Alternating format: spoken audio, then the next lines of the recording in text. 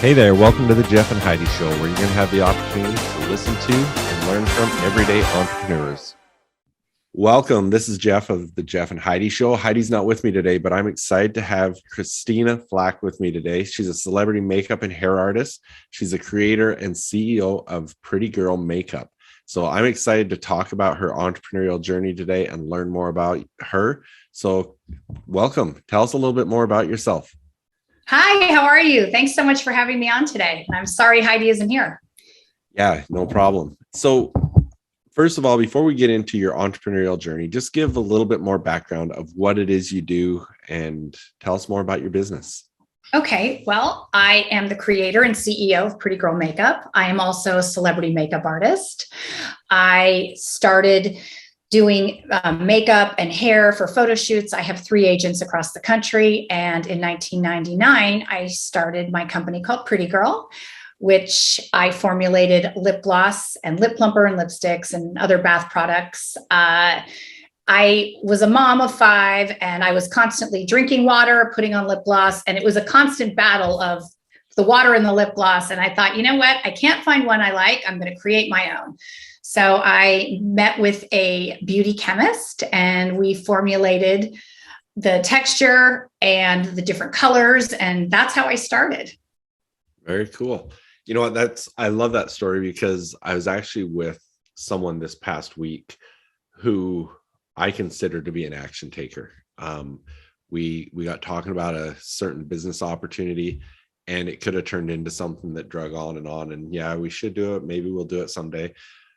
Within a matter of a couple of days, this turned into a reality. And so I love it that you found a need for yourself and took action on it. So that's really cool. It says a lot about you as an entrepreneur. So let's talk about that entrepreneurial journey. So how long ago was that you started that? I started my company in 1999, a very long time ago. And the beauty industry's changed quite a bit since when I began. When I started, there was no Instagram or Facebook or you dealt with beauty editors, celebrities, and publicists, and that was it. And so it's definitely evolved. And that's part of the interesting thing about being a CEO and an entrepreneur is that you have to go with the change of the tide. When things change, you have to shift and move with it and not complain and just know everything's going to be, that's one thing in life I know, there's going to be constant change. So you either accept it and deal with it or crawl up in a ball. It's been interesting. I love what I do so much. And I've always told my kids, I'm the mother of 5. And I have told my children always figure out what you love doing, that you love it so much that you wouldn't care if you were paid. Because when you're starting a business, there's no money. You just are hoping to survive. And so you have to enjoy the whole entire process until the company starts making money, and then figure out how to get paid by doing what you love doing. And I have enjoyed so much this process. It's very interesting to be having the job as a celebrity makeup artist and doing photo shoots and being a CEO. But I love it because it gives me a creative outlet because I am an artist. But I also like being a CEO and running a company. So it's a perfect combination for me too. And I think it also keeps my company a little bit more relevant because I am a working makeup artist. I haven't just decided to sit in my office and run my company. So tell me a little bit more about that process of the beginning. So in 99, you wanted a better lip gloss. Yes. You figure out where you can go to find someone to help you do that. Mm-hmm. Talk about the journey you took from going through that process, figuring that out. How do you build that into a business? So I was on holiday in Hawaii with some friends and my family, and my kids had finally gotten to the point where I didn't have to sit in the swimming pool with them. And we were looking at magazines, and my girlfriend said to me, "Oh my gosh, we're just sitting here being pretty. We're being pretty girls." And she's German. And I just thought, what does that even mean? She's like, "Well, no one knows we're mommies for 5 minutes." And I thought that is the name of my company, because I feel that as a mom and a business person, we are so exhausted. We are working so hard. And if I can make someone laugh laugh for a second with a lip gloss named Rich Husband or Day at the Spa or Girlfriends or Let's Go Shopping, I thought, this is great. So that's kind of how it started. And I'm self-funded. I had no investors, and I came up with a lip plumper and 6 lip glosses. And I wanted them to look good on all different skin types because I have friends and family that are all different shades of the rainbow. And so I use them as my guinea pigs. And I started that way. I've been lucky to having these different celebrities that will use my lip glosses, that I'm on a shoot and I give them a gift like, oh, here's my lip gloss. Let me, see what you like. If you like it, use it. So it's been interesting. I write for magazines as well. I write different articles. I just had an article come out last week on eyebrow trends for 2022 that was in a magazine in women's fitness. So that was pretty exciting. And they also showed 2 images of photo shoots that I've done of models. So I try to just keep doing different things with my business because it keeps my interest peaked constantly. And I also think it's good for the company that I'm doing different things. Right. So were you already a celebrity makeup artist before you came out with your product? Yes, okay, I was. So that helped you launch your product that way? It absolutely, it didn't hurt. Let's just say that. Right. It didn't hurt. I had a publicist and an agent, and it definitely helped. It opens the door, but you still have to work so hard. And it's so interesting because you don't know what marketing is going to work. You think, oh, I'm going to for example, I was in InStyle magazine, and I remember thinking, oh, this is it. Like, I'm going to make $1 bajillion because I'm in InStyle or Vogue. And the funny thing was, a little tiny newspaper in Minnesota wrote an article that honestly was like 5 sentences. And I ended up making more money on that tiny little article than I made in 6 months. So you just never know. And timing is everything. My son passed away 15 years ago on Christmas Day. And so after that happened, I kind of didn't care about my work and my company. I kind of let it float for a bit. I went through a little bit of a dark period, and I ended up getting divorced, and it was just very challenging. But then a few years later, I met my husband, Ken Flach, who was a professional tennis player. We fell in love, we got married. And I really wanted to get my company. It was like that child that didn't go to college. And I wanted Pretty Girl I wanted to give it another try and see if I could get it to be big and to be as successful as it can be. So I was able to get things back on track with Pretty Girl. And then my husband passed away. So I had another bump in the road. So I knew this time when I went through my husband passing that I couldn't go through a dark path. I really had to tighten up my bootstraps and be even more disciplined than I usually am. I started working out a couple times a day, hiking, going to Pilates, riding my horse, going on a walk just to function. I drank tons of green juice. I did everything I could to try and stay positive. I meditated, I prayed. It was very challenging, but the great thing that happened was I had been on a photo shoot and met a man named Jordan Hall, who is now my business partner. And during COVID, instead of sitting and complaining about how everything's terrible, we came up with a business plan and we got some new investors. So now it's a very different ballgame because we have 2 sets of investors and we are coming up with another company. So it's pretty exciting. I guess why I'm telling all of this story is we are going to always have bumps in the road. Things are going to be difficult. How we decide to handle these challenges is what we need to do. We can't, there's always an option. You can choose to be happy, choose to be positive, or choose to give up. And I refuse to give up. I was on the doctor channel on Sirius Radio one day because I have become a sepsis awareness advocate, which is what my husband passed away from. And I heard this woman's introducing me, but I didn't realize she was speaking about me. She said, I have this really interesting guest on. She's had the most tragic life. And I thought, oh my gosh, I wonder who that is. And then she said my name. And my eyes popped out of my head. So when I came on, I said, I'm sorry, I'm going to respectfully disagree with you. I do not have a tragic life. I've had tragedies, but I am not tragic. To me, tragic is giving up, and I am not ever giving up. So I think grief, and then I started speaking about dealing with grief in a positive way. I started a foundation for my son, Bo, at the Northern Lights School in Oakland, California. Ken had been amazing playing in this celebrity golf tournament every year, and my kids as well, raising money for the kids to go to be on scholarship, because 90% of the kids at this school are on scholarship. And so I started, after Ken passed, Ken Flach Educational Fund, as well as the Baby Bo Educational Fund. And then my son, Ben, Bo's twin, has been playing golf for the last 5 years at this golf tournament and has raised over $100,000 for these kids to go to school. And my son is just 15 right now.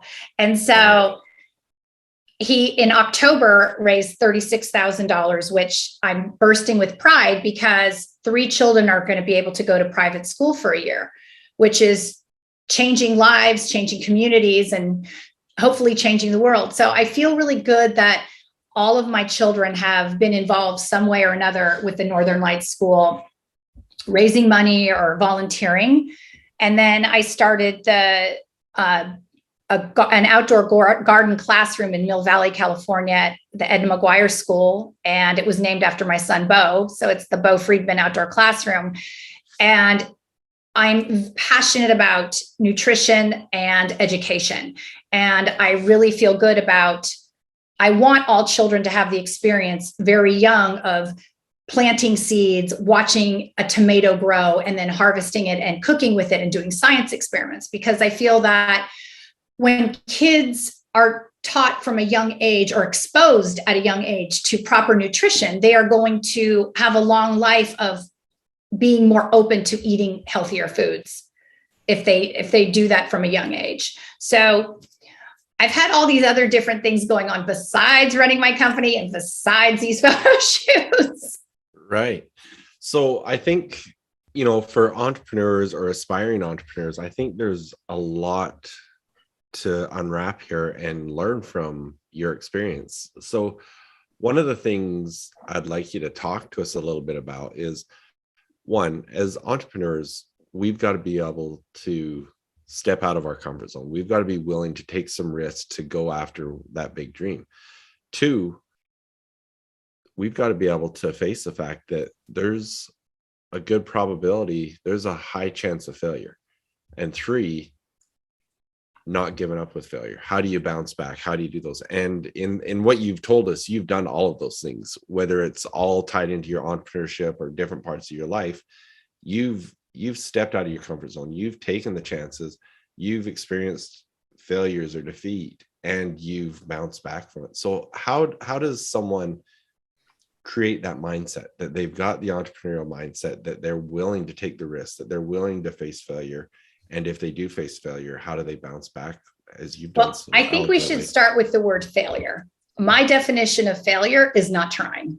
So let's start with that. Okay. To me, giving up or not trying is failing. I feel that if you're trying and work hard, it's amazing how your luck changes when you work hard and not give up.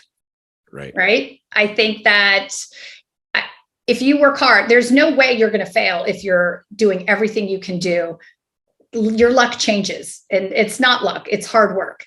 And I think that's what's important, not giving up and really feeling. It's interesting. I have this client, well, it's one of my good friends, Tyler Florence. He's a celebrity chef. And we were on a shoot one day, and he was asking about my company. And I said, he said, "So how's it going?" And I said, "Oh my gosh, it's like so much more money, so much more time, so much more everything." And he really had my favorite line of his for the day was, "If anyone knew how hard it was to do what we do, no one would do a damn thing." And so it's true. It's almost better not to know how hard things are. I think it's a blessing sometimes, but I think I really knew, I guess I just didn't give up because I knew in my heart that things were going to always work out. And I think having a positive attitude, I do a ton of affirmations every day about the universe loving me, that I accept and expect miracles. Things are just constant affirmations. And I really feel that failure is not an option to me. It's just not. It will work out one way or another. And I think being a CEO, you can't do everything. And that's one thing I've learned. I've learned to get a team together.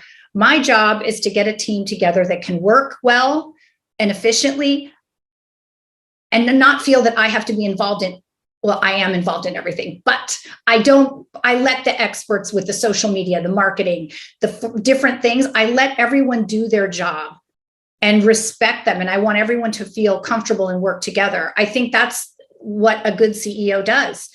Also, if there's going to be things that you don't expect happen, you have to deal with it and just figure out a way out of it. That's our job.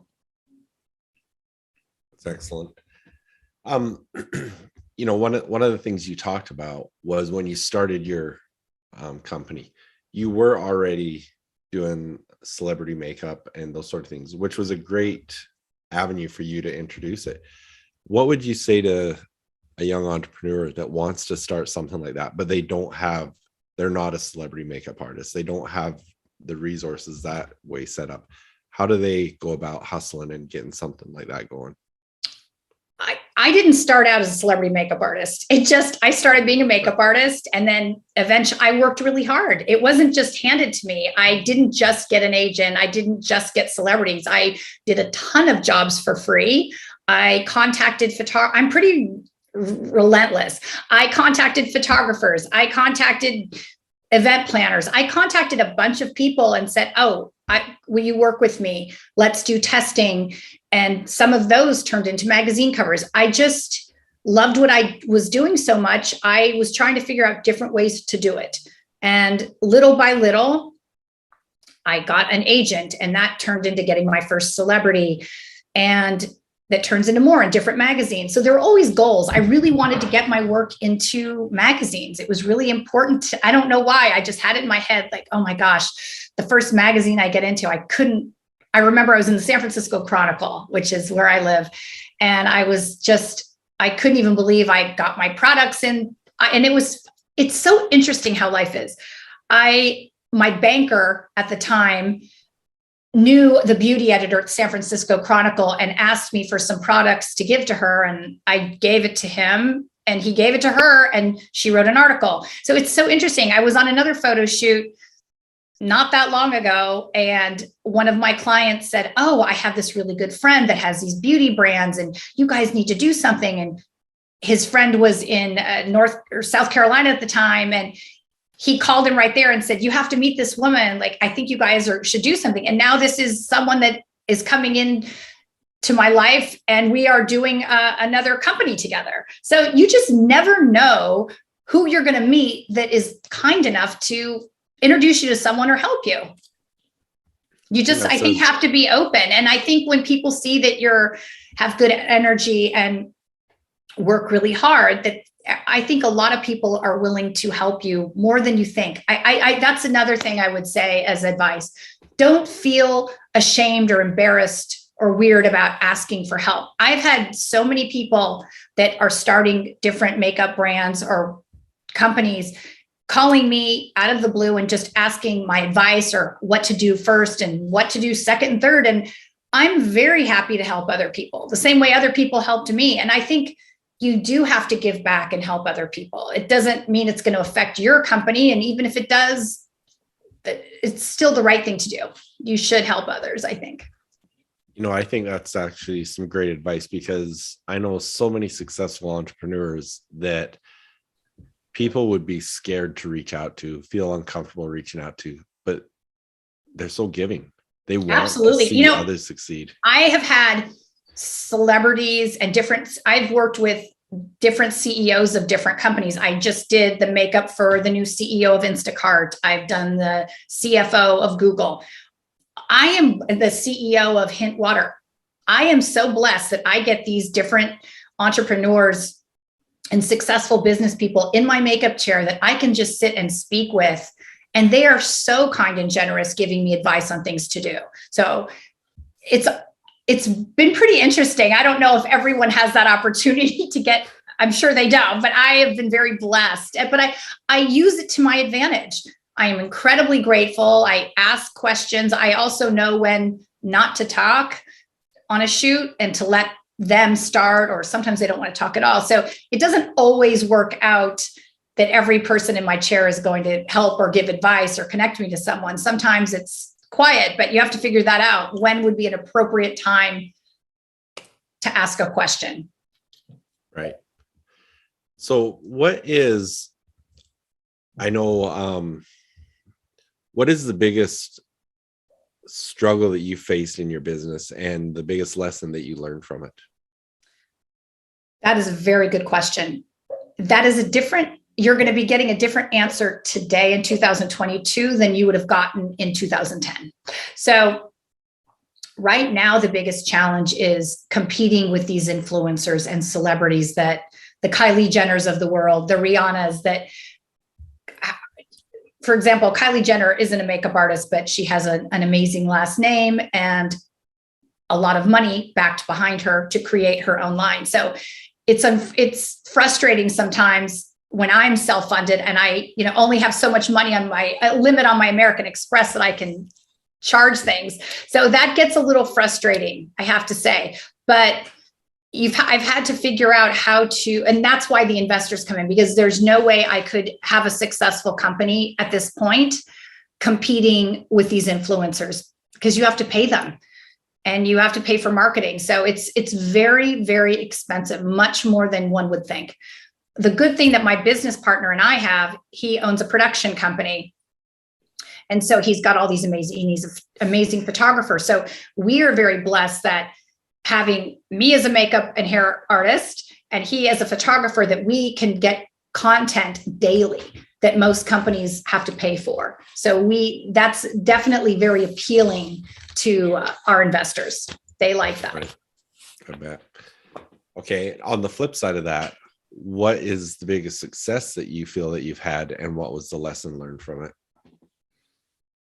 Oh, let's see. Well, I think anytime that you have big sales or you get a nice celebrity, I was in InStyle magazine. Miley Cyrus had one of my lip glosses next to her bed and we didn't pay her. She just had it there. So that was pretty exciting. I remember my publicist called me. It was on my birthday that she told me that. And so it's pretty exciting. I think anytime that we can formulate a new product or expand and grow, it's pretty exciting. You just know how hard you work to get to that point. And I really try, especially because I've had these obstacles of my son passing and my husband passing, that I really appreciate these little milestones of little things. It doesn't have to be a huge thing. Sometimes it's just someone sending me an email saying that them listening to me on a podcast inspired them to start a company or inspired them to grieve in a different way and being a little bit more positive. So it doesn't always have to be some numerical, thing that I've made a ton of money. Sometimes it's a little thing that means a lot to me. Right. You talked about affirmations. You do affirmations. Talk Yes. a little bit about your thoughts around success and personal development and success habits and the sort of things that you believe people should put into their life on a daily basis to help them be successful in their business, in life, or whatever it is they're doing. As I mentioned earlier, I'm very disciplined. I wake up at the same time every day. I wake up and have water and vitamins with either vinegar or black oxygen powder. I exercise every day. I do these affirmations. I try to meditate. I think all these positive things help me to be the best version of myself, to feel good about my day. I tell myself when I wake up, I love you, Christina, and I'm going to have a great day. And I think of 3 things I'm grateful for. I'm not always, I know I appear very positive and happy, which I am 98% of the time, but there are days that I am depressed and frustrated and grumpy. that doesn't feel natural to me. It feels very foreign to feel in a bad mood. Sometimes I'm in a bad mood and I don't even know that I am. I just think, oh, something feels not right and it's a bad mood. But I know that I've had to learn. I have this healer that I work with in Canada, and Diane, and she's taught me that you can't give an orange unless you have a basket of oranges to give. And so self-care, I think, especially if you're running a company or wanting to start one, is super important. You are not going to be able to be a good business partner or a good parent or a good mate if you're not feeling good or tired. So I know that if I am too tired or hungry or I haven't exercised, I am not going to be the best version of me. So I really try to do all that you can't control the universe or life, but I can control how I feel and how I react to things. So I think it's important to feel good about yourself and feel healthy, especially during this pandemic. I have been blessed, knock on wood, that I have not gotten the virus or any of the Delta or whatever else is floating around. I've been taking my vitamins and supplements. I've been doing everything I can to stay healthy and keep my immune system well. So I think that's super important, I feel. Excellent. Thank you. What for a young entrepreneur or young aspiring entrepreneur, what would be your number one piece of advice you would give them? Don't be afraid to try. Know it's going to all work out, and don't give up. Try. I just think, figure out if you love doing it so much and you'll do it 7 days a week. Enjoy it. Whatever it is you're doing, enjoy it. Don't do a job or a business that you don't enjoy. It's not going to, that is going to be the demise of your company. If you're not loving it, because you have to think about it 24/7. And if you're not enjoying it or not loving it and it's a drudgery, it's not going to succeed, I don't think. I agree with you 100%. That is great advice. Thank you. All right. So for our listeners, where do they find out more about you, about your company? How do they follow you? Share some of that information. Well, if you would like to buy some lip gloss, go to prettygirlmakeup.com. We are offering for your listeners a discount code of 25% with the discount code PrettyGirl. We are on Instagram, PrettyGirlMkup. And if you want to see my work, ChristinaFlach.com, and on Instagram, Christina Flach Makeup. And we're on Facebook and Twitter and LinkedIn, everywhere. So perfect. And I'll make sure to put all those links in the show notes as well. Perfect. Thank you so much. Thank you so much. This has been so fun learning more about you and what you've done and the journey you've taken. So thank you. I appreciate that. Thank you for having me. You may know this, but in addition to my coaching, I've recently joined Geneva Financial Home Loans, a mortgage lender headquartered in Chandler, Arizona, as a mortgage loan originator. I've always had a passion for serving others, and now I'm proud to also be a part of Home Loans Powered by Humans. If you're in the state of Arizona and looking to take the next step in your journey, contact me at 801-830-3858 to start the conversation. NMLS number 42056, BK number 0910215, equal opportunity lender. Hey, I want to take a minute to talk to athletes and the parent of athletes. You heard us talking about how people are dealing with the anxiety and pressures of going through the pandemic and how you deal with those things. Well, when we look at athletics, when we look at these student athletes that are spending so much time, effort, money, everything to become the best that they can be at the physical aspects of their game, are they taking care of themselves with the mental game? Are they taking care of understanding how to play the mental game, how to increase their confidence, how to deal with their anxiety and the mental stresses that come in sports? Because you know what, the mental game is something that's often neglected, but it's just as important as the physical game. And it's often what separates the great from the good athletes. So if you want to become the best that you can be, if you want to develop a powerful mindset as an athlete, if you want to separate yourself from the competition, come and join me in the Confident Athlete program. Go to jeffheidi.com/confidentathlete. Check that out, and we'll see what we can do to help you out and to become the best that you can be and reach your full potential. I'll see you there. Thanks for being with me. I'm looking for entrepreneurs, athletes, coaches, and other high achievers who want to discover their full potential. Those that have dreams and desires of getting to the next level and just need to figure out how to get there. Hi, my name is Jeff Heidi. I'm a success coach, and I want to show you the truth about developing a powerful mindset. One of the biggest things holding people back from achieving their dreams is their own limiting beliefs. And the bad thing about limiting beliefs is they prevent you from discovering your true potential and cause you to settle for way less than you really deserve. I've seen this time and again in business, athletics, all areas of life. And worst of all, many people never get past the idea that achieving their biggest dreams in life is just that, a dream. But luckily, now there's a solution for this problem.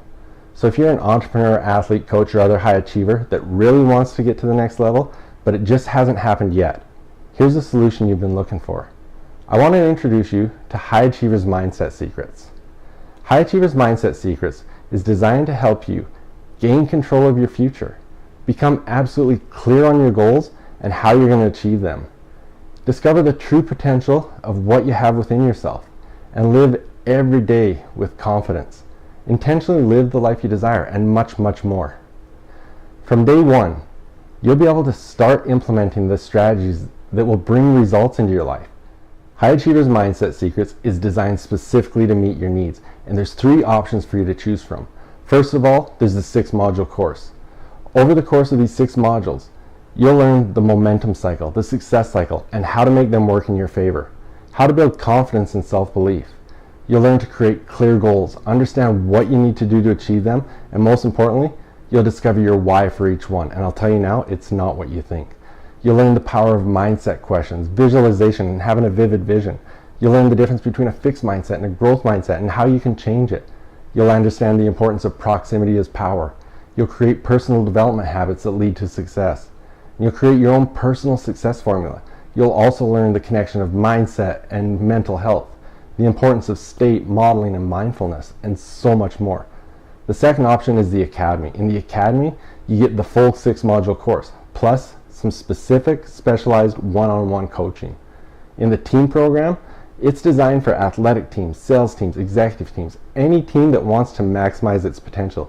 Each person on the team will go through the 6-module course, and then there will be some group coaching specifically with me. So again, if you're an entrepreneur, athlete, coach, or any other high achiever that really wants to get to the next level and you're committed to making it happen, you know every day counts. You deserve to be living the life that you want on your rules. You deserve to achieve those dreams, start that business, win that championship, get recruited, whatever that is that you desire. There's never been a better time in history to make a change and take charge of your future. You work hard, you want it bad, you're committed to making it happen. Let's do it now. So get on board with the High Achievers Mindset Secrets because I look forward to working with you. Get more details at mindset.jeffhagey.com.